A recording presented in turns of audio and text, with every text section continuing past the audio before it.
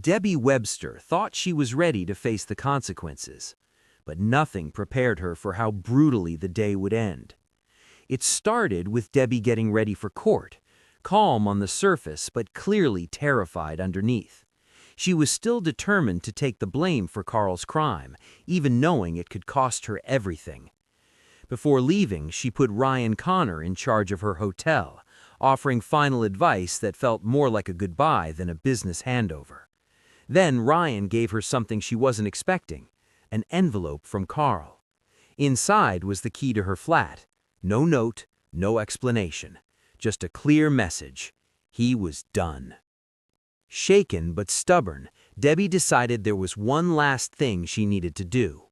She tracked Carl down at Roy's Rolls and poured her heart out, apologizing for the pain she'd caused and begging him to stand by her in court. But Carl shut her down cold. No emotional goodbyes, no prison visits. In his eyes, they were finished, and he meant it. At court, Carl didn't even show up. Debbie stood alone, supported only by Kevin, Abby, Ronnie, and Ryan. They were all hoping the judge would take her vascular dementia into account. Surely that would spare her prison. Surely this nightmare would ease. It didn't.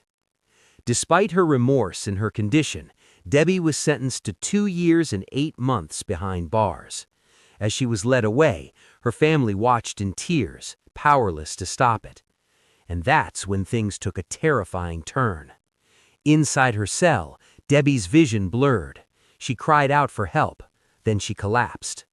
Back on the street, Kevin unleashed his fury on Carl for abandoning her, but the argument was cut short by a phone call that changed everything. Debbie had suffered another TIA. When Debbie woke, she wasn't in a cell anymore. She was in a hospital bed, confused, emotional, and overwhelmed by what had happened. Then she noticed something that made her break down completely. She was handcuffed. A police guard sat watching her. Even now, she wasn't free. But just when it seemed like there was no hope left, a possible lifeline emerged.